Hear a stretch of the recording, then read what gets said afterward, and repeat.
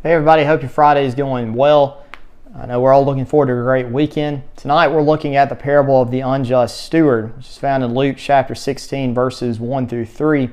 And this is one of the more difficult parables to understand, mainly because of what some may see as sort of the implications of it. But we're gonna look at the parable and really look at what the point that Jesus was getting across. Again, we keep in mind with the background of this parable that we're looking at a larger picture that had begun in Luke chapter 14, where Jesus had been invited into the house of a Pharisee, and that there have been tax collectors and sinners that have gathered around the house. Chapter 15, the Pharisees look down on them, and Jesus, in a way, sort of rebukes them or sort of points out the folly of their mindset in the three parables in Luke chapter 15, with the parable of the sheep and the lost coin. Both of those pointing out the Pharisees' lack of zeal for the lost compared to that of Jesus, who reflected the Father's will. And of course, with the parable of the prodigal son, where the focus is really on the elder brother who did not have the proper response to the younger brother essentially repenting, which sort of reflected the Pharisees having the wrong response to the people that have come and want to learn more about and listen to what Jesus has to say. So Luke chapter 16, we're still in that same context, but you notice in verse 1 that he turns to his disciples, and this is more than just the Pharisees that are listening. These are his disciples. This is more than just the 12 apostles. This includes all those that have gathered around to hear him speak. And we know, though, that the Pharisees are in attendance based on what is said in verse 14, that they heard what Jesus said in this parable. But we begin in Luke chapter 16, and the parable begins by looking at a man who is in a very bad predicament. He's a steward that has been accused of wasting his employer's goods, and the employer wants the steward to give account of what he has done, which again doesn't end well for the steward because he has wasted his goods.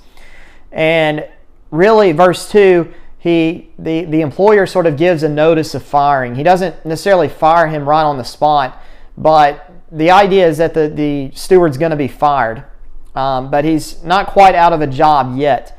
And so the steward recognizes that he's in a very difficult predicament. What is he going to do now that he's lost his job? And it's not like he has the mindset, well, I can just go find another job and make a living doing something else. Because as verse 3 indicates, he recognized that he could not dig, or he could not perform physical labor. Whether this is because he didn't want to, or whether this is because he was physically incapable of doing it, we understand that based on this parable that this steward doesn't feel like he can do physical work. So he can't have that type of work. And at the same time, he says that he was too proud to beg. He would be ashamed at begging. And certainly there was, the sense, society's outlook on begging. And that was just because of, someone who did not who couldn't have the opportunity to take care of himself. And in some ways it was looked down upon, even though there were people that had to rely on begging, as evident by the story of the rich man and Lazarus later on in the chapter. So the steward doesn't want to do either of those options, but the way that we might think about it is, even though the steward's been given a notice of firing, he still has within his possession his employer's account book, we might call it. And it turns out that some of those that are connected to his employer owe a pretty good amount of things to their employer, or to the steward's former employer. And so the steward sort of looks at it, as it said in verse 4, he's going to find a way to put himself in a good position with his master's debtors, or his employer's debtors. And he recognizes, because he still has the account book in his possession, that he can go and lessen the debts of these individuals. And that's what he does in verses 6 and 7. He goes, he finds those that owe his employer money, and he decides to lessen the amount that they owed. Again, verse 6, 100 measures of oil, and he said unto him, Take thy bill, and sit down quickly and write 50. Then said he to another, And how much owest thou? And he said, 100 measures of wheat. And he said unto him, Take thy bill and write 80. So he's lessening amount that they have to owe in the hopes of recognizing his benevolence to them. You keep in mind that this is all being done behind the employer's back, right? He has no knowledge of this.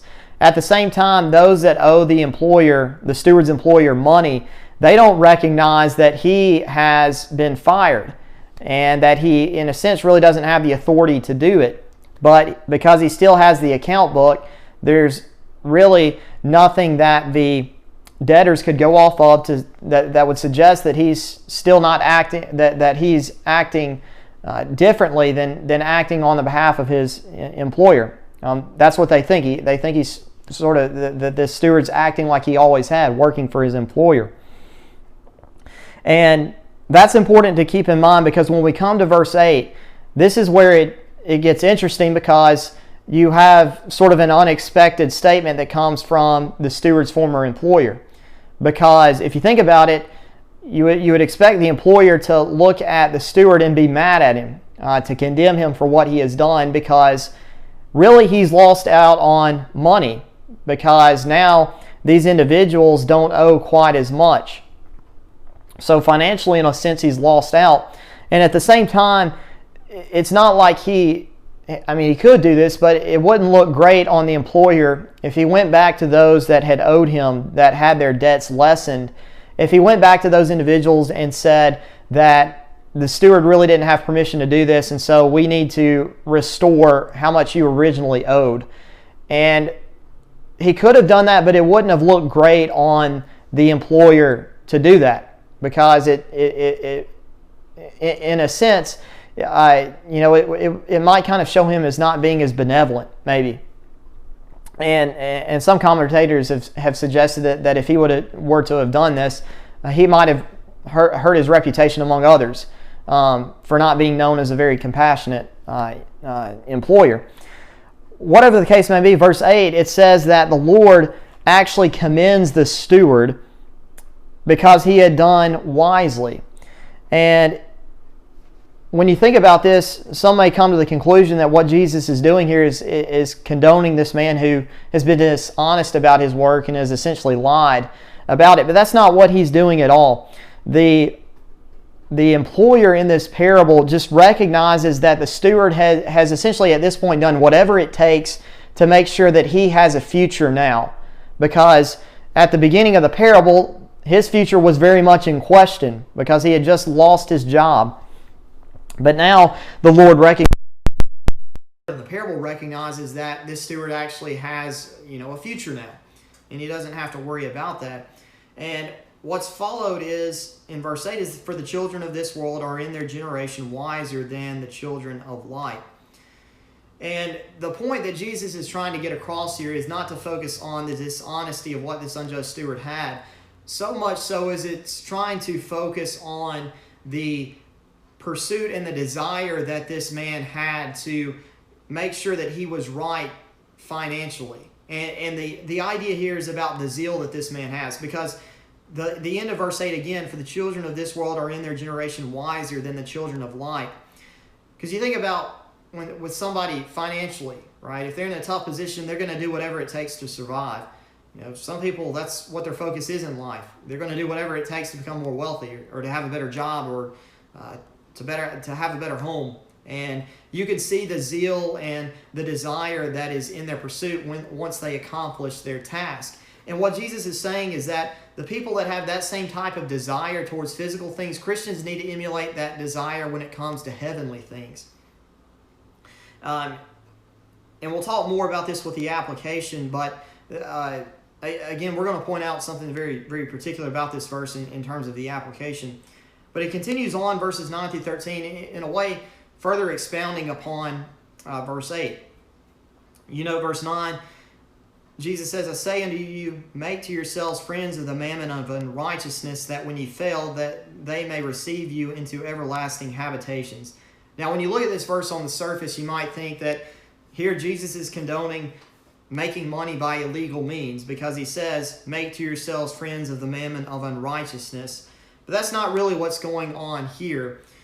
Again, what's being contrasted in verses 9 through 13 is just the idea of physical wealth versus heavenly wealth.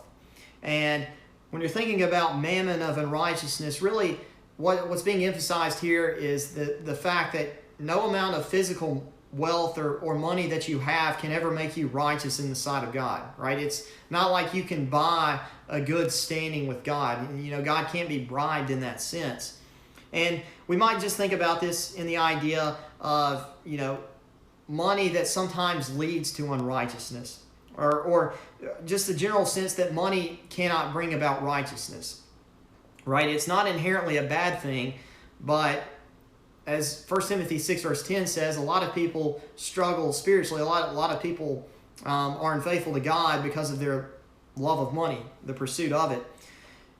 And one of the bigger points that's also being emphasized with the contrast between the earthly wealth versus the heavenly wealth is, again, the contrast between, you know, if you can't be faithful in the small things in life, there's no reason why someone should expect you to be faithful in things that are more important, right? So you continue on,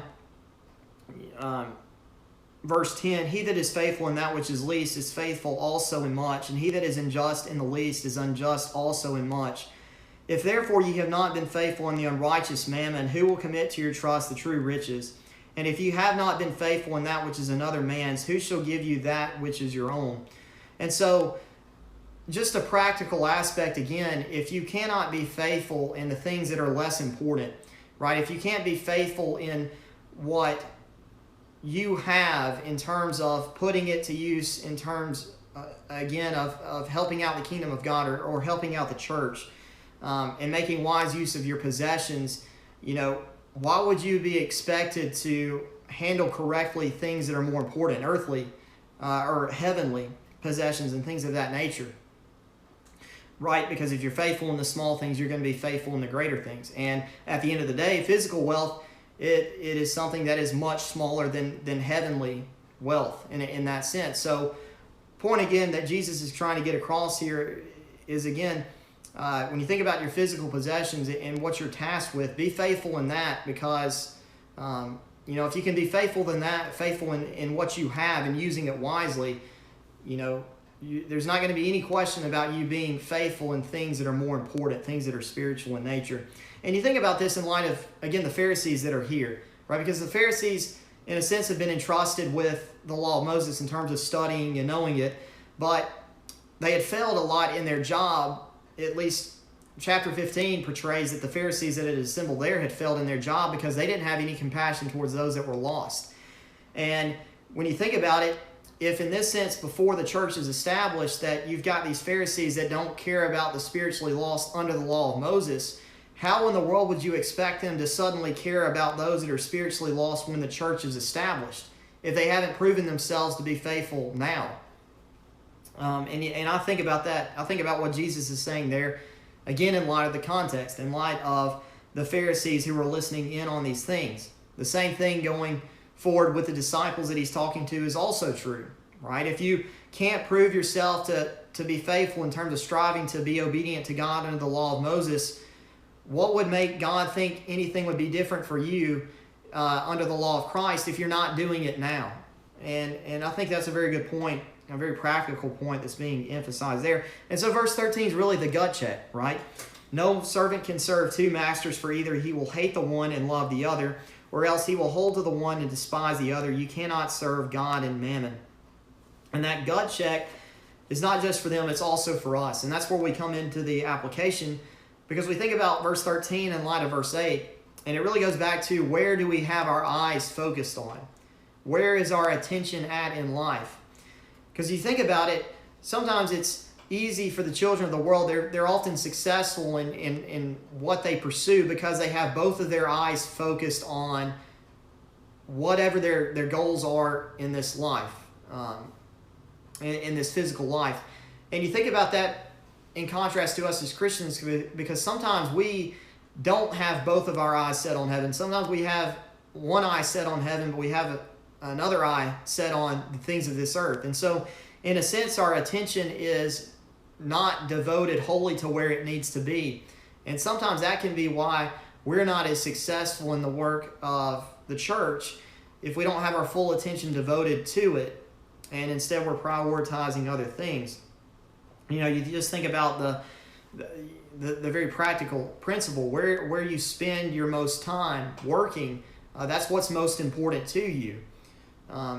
Because, you know, if you don't spend as much time as you should in studying the Bible, or you're not spending enough time like you should be in terms of worshiping with others, or you're not spending as much time in events that help out the church and trying to be benevolent and to show what the Christian life is to other people, you know, if you're not putting 100% of your time or putting as much attention as you can in that, and you've got your attention focused elsewhere on things that may not be inherently wrong, but are things that are simply just physical in nature, if you're splitting your attention like that, then, you know, you would think that you have to ask yourself, if Jesus was talking to you, would he say the same thing in verse 8?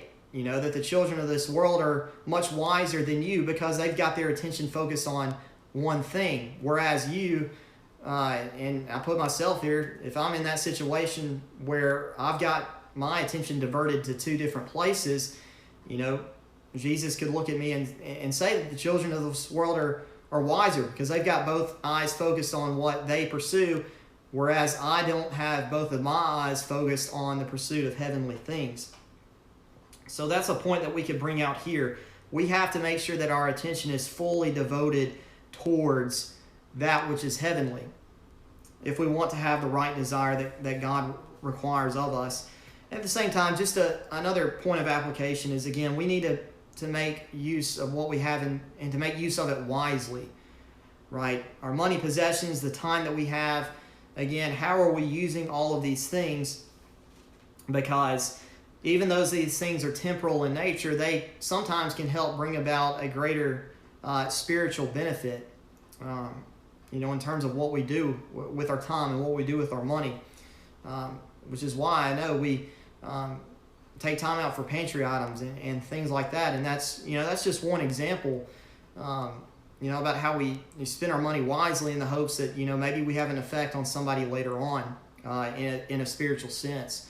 And those are really just 2 points of application that I think that we can bring out from Luke 16. There are other points that we might can mention, but we're already almost at the 20-minute mark. So, again, hopefully this has been, if you struggle with understanding this parable, hopefully this has helped you learn more, helped you remember some things about the parable. I know, again, this is difficult for me growing up to understand what's going on, but looking at the parable more closely, I think it becomes a little bit more clear about what Jesus is presenting here. With that being said, thank you for your time. Thank you for your attention. I hope you all have a great week, and I look forward to seeing you all on Sunday.